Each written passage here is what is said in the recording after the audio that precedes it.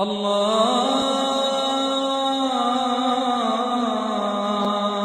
அக்பர். அஸ்ஸலாமு அலைக்கும் வரஹ்மத்துல்லாஹி வபரகாத்துஹு. அல்ஹம்துலில்லாஹி ரப்பில் ஆலமீன் வஸ்ஸலாத்து வஸ்ஸலாமு அலா சய்யிதில் முர்சலீன் வ அலா ஆலிஹி வ ஸஹாபிஹி அஜ்மஈன் வமன் தபிஅஹும் பி இஹ்சானின் இலா யௌமித்தீன். அம்மா பஅத். ரப்பி ஷ்ரஹ் லி ஸத்ரி வ யஸ்ஸிர் லி அம்ரி வஹ்லுல் உக்ததம் மின் லிசானி யஃப்கஹு கௌலி ரப்பி ஸித்னி இல்மா. அன்பிற்குரிய அல்லாஹ்வுடைய நல்லடியார்களே, நாம் தொடர்ந்து சஹாபாக்களுடைய வாழ்க்கை வரலாறுகளை பார்த்து வருகிறோம். அதனுடைய தொடர்ச்சியாக இன்றைய தினம் ஒரு மிக முக்கியமான ஒரு சஹாபியினுடைய வாழ்க்கை வரலாற்றை நாம் பார்க்க இருக்கிறோம். நாம் முன்பே பதிவு செய்ததை போன்று சஹாபாக்கள் எவ்வாறு கல்வியிலே, மார்க்கத்தை தேடுவதிலே, மார்க்கத்திற்காக தங்களுடைய உடலையும் பொருளையும் அர்ப்பணிப்பதிலே மிகவும் சிறப்புற்றவர்களாக இருந்தார்களோ, அதே போன்றுதான் வீரத்திலும் அவர்களுக்கு ஈடு இணையற்றவர்கள் யாருமே இல்லை. சஹாபாக்களை போன்று ஒரு உயர்ந்த வீரர்களை, உன்னதமான வீரம் செறிந்தவர்களை யாரையுமே இந்த உலகத்தில் நம்மளால் காட்டவே முடியாது. ஏன், உதாரணமாக ஹாலித் இப்னு வலீத் ரலியல்லாஹு தஆலா அவர்களை போன்ற சிறந்த தளபதியை இதற்கு முன்னாலும் உலகம் பார்த்ததில்லை, இதற்கு பின்னாலும் பார்க்க போவதில்லை. அப்படி போன்ற உன்னதமான ஒரு வீரர்களாகவும் சஹாபாக்கள் இருந்தார்கள். எந்த அளவுக்குன்னு சொல்லும் போது, வரலாற்றில் அழகிய முறையில் ஒரு அரபிய ஒரு வாசகத்தை சஹாபாக்களுக்கு பதிவு செய்வாங்க. ருஹ்பானுல்லை, இரவில் அவர்கள் துறவிகளாக இருப்பார்கள். வ ஃபுரசானுன் நஹார், பகலிலே குதிரைப்படை வீரர்களாக அவர்கள் இருப்பார்கள் என்பதாக பதிவு செய்வார்கள். அந்த அடிப்படையிலே இன்றைய தினமும் ஒரு வீரம் நிரம்பிய ஒரு சஹாபியினுடைய வரலாற்றை உங்களுக்கு முன்னால் நான் பதிவு செய்கிறேன். அவருடைய பெயர்தான் பரா இப்னு மாலிக் ரலியல்லாஹு தஆலா அவர்கள். இந்த பரா இப்னு மாலிக் ரலியல்லாஹு தஆலா அவர்கள் யார் என்று சொன்னால், அனஸ் இப்னு மாலிக் ரலியல்லாஹு தஆலா அவர்களுடைய சகோதரர் தான் பரா இப்னு மாலிக் ரலியல்லாஹு தஆலா அவர்கள். பரா இப்னு மாலிக் ரலியல்லாஹு தஆலா அவர்களை பொறுத்தவரை ஆள் பார்க்குறதுக்கு ரொம்ப ஒல்லியான ஒரு உடலமைப்பை கொண்டிருப்பார். ஆனால் போர்க்களத்திலே நேரடியாக 100க்கும் மேற்பட்ட எதிரிகளை வீழ்த்தியவர். இவரை போன்று யாருமே நேருக்கு நேராக சண்டை போடக்கூடிய சமயத்தில் எதிரிகளை வீழ்த்தியவர் யாருமே இல்லை.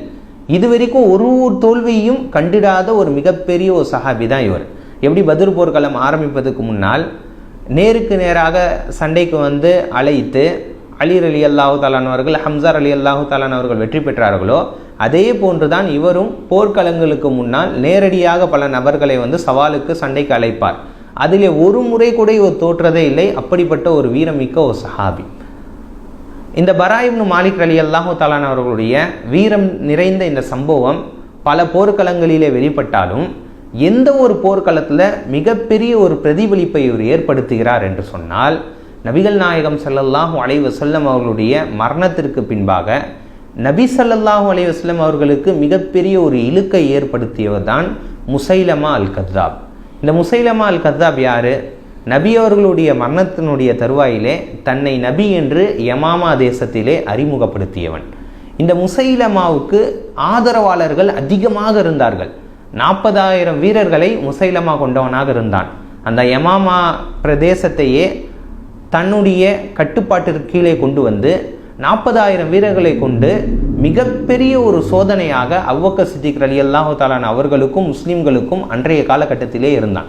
ஏன் சொன்னால், இவனை வீழ்த்தவில்லை என்று சொன்னால் இஸ்லாமிய மார்க்கம் இருக்கவே இருக்காது. ஏன், காரணம் என்ன? இவன் தன்னை நபி என்று வாதிடுகிறான்.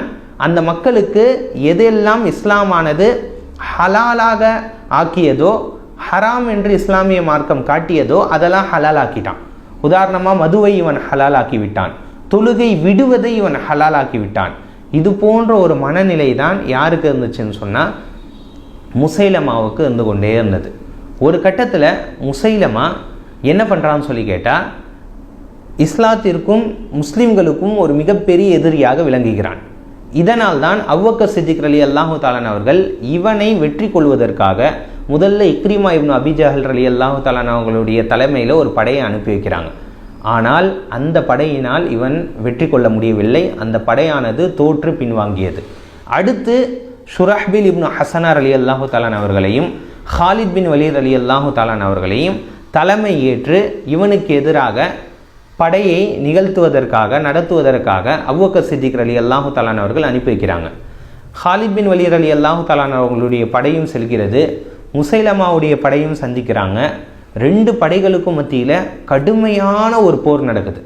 இந்த சம்பவங்கள் கிட்டத்தட்ட பல நாட்களாக தொடர்ந்து நடந்தது. நாம் சுருக்கமாக பார்க்கக்கூடிய காரணத்தினால் சுருக்கமாக இங்கே பதிவிடுகிறோம்.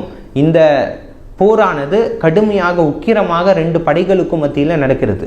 முஸ்லிம்களும் தங்களுடைய உயிரையும் அர்ப்பணித்து நபிகள் நாயகம் ஸல்லல்லாஹு அலைஹி வஸல்லம் அவர்கள் மீது இருந்த அந்த பிரியத்தினுடைய வெளிப்பாடாக அந்த இடத்துல ரொம்ப உக்கிரமாக போரை நிகழ்த்தி கொண்டே இருக்கிறார்கள். ஆனால் ஒரு கட்டத்தில் என்ன நடக்குதுன்னு சொல்லி கேட்டால், முஸ்லிம்களுடைய படையானது பின்வாங்க ஆரம்பிக்குது. ஏன்னா இவர்களுடைய படையினுடைய எண்ணிக்கை அதிகமாக இருக்குது, இவர்களுடைய தாக்குதலினுடைய வேகம் என்பது அதிகமாக இருக்கிறது. அதனால் முஸ்லிம்களுடைய படையானது ஒரு கட்டத்தில் பின்வாங்க ஆரம்பிக்குது. இந்த நேரத்தில் எந்த அளவுக்கு அவங்களுடைய பின்வாங்குதல் இருந்துச்சுன்னு சொன்னால், காஃபிர்களுடைய படை, முசைலமாவுனுடைய படை ஹாலித் பின் வலீத் ரலியல்லாஹு தஆலா அவர்களுடைய கூடாரம் வரை தாக்குதல் நடத்திவிட்டு சென்று விடுகிறார்கள். இந்த அளவுக்கு ஒரு உக்கிரமான ஒரு போருடைய நிலை. இப்போ தான் ஹாலித் பின் வலீத் ரலியல்லாஹு தஆலா அவர்கள் என்ன பண்ணுறாங்கன்னு சொன்னால், களத்தில் பரா இப்னு மாலிக் ரலியல்லாஹு தஆலா அவர்களை இறக்குறாங்க. அது வரைக்கும் என்ன பண்ணல, ஹாலித் பின் வலீத் ரலியல்லாஹு தஆலா அவர்கள் பரா இப்னு மாலிக் ரலியல்லாஹு தஆலா அவர்களை போர்க்களத்திலே பயன்படுத்தவில்லை. ஏன்னா இவங்க எல்லாமே சக்தி வாய்ந்த சஹாபாக்கள். இக்கட்டான ஒரு சூழ்நிலையில் தான் ஹாலித் பின் வலீத் ரலியல்லாஹு தஆலா அவர்கள் இவர்களை பயன்படுத்துவாங்க. பரா இப்னு மாலிக் ரலியல்லாஹு தஆலா அவர்களுக்கு இருந்த மற்றொரு சிறப்பு என்னன்னு சொல்லி கேட்டால், வாளை மிகவும் வேகமாக சுழற்றக்கூடியவர், காற்றை போன்று சுழற்றக்கூடியவர். இவர் வாள் சுழற்ற சொன்னால் 10 தலை இருந்தாலும் அங்கே உருளும். அது போன்ற ஒரு வாள் சுழற்றும் திறமை படைத்தவர். அதே போன்று ஒரே நேரத்திலே தன்னுடைய 2 கரங்களிலும் 2 வாள்களையும் சுழற்றக்கூடியவர். எப்படி வலது கரத்தால் வாளை சுழற்றுகிறாரோ அதே போன்றுதான் இடது கரத்தாலும் வாளை சுழற்றுவதற்கு மிகவும் திறமை வாய்ந்த ஒரு சஹாபி தான் பரா இப்னு மாலிக் ரலியல்லாஹு தஆலா அவர்கள். பரா இப்னு மாலிக் ரலியல்லாஹு தஆலா அவர்கள் எப்படி இந்த திறமையானவராக இருக்கிறார்களோ அதே போன்றுதான் அவரோடு ஒரு 10 பேரை வச்சிருந்தார். அவரோடு 10 சஹாபாக்கள். இது பரா இப்னு மாலிக் ரலியல்லாஹு தஆலா அவர்களுக்கு இருந்த ஒரு குரூப். இப்போதான் ஹாலித் பின் வலீத் ரலியல்லாஹு தஆலா அவர்கள் கட்டளை இடுகிறார்கள். போர் ரொம்ப உக்கிரமாக போகும்போது தான் ஹாலித் பின் வலீத் ரலியல்லாஹு தஆலா அவர்கள் ஆணையிடுகிறார்கள், பரா இப்னு மாலிக்கே நீங்களும் உங்களுடைய படையும் போர்க்களத்தில் வாங்கன்னு சொல்லிட்டு. அப்போ பரா இப்னு மாலிக் ரலியல்லாஹு தஆலா அவர்கள் தன்னோடு இருந்த அந்த தோழர்கள் அவர்களை பார்த்து கூறுகிறார்கள், யா மாஷரல் அன்சார், அன்சாரிகளே நீங்கள் என்ன பண்ணுங்க, அன்சாரிகளே என்று அழைத்து விட்டு அழகாக குறிகாட்டினார்கள், லா தர்ஜிஉ பாதல் யௌமி மதீனத்துக்கும், இன்றைய நாளுக்கு அப்புறமா நீங்கள் மதீனாவுக்கு செல்வதை மறந்து விடுங்கள். நம்ம நேரடியாக எங்கே தான் செல்ல வேண்டும், சுவனத்திற்கு தான் செல்ல வேண்டும் என்று ஒரு 2 வாக்கியங்களில் உரை நிகழ்த்திவிட்டு அவர் போர்க்களத்திலே குதிக்கிறார்.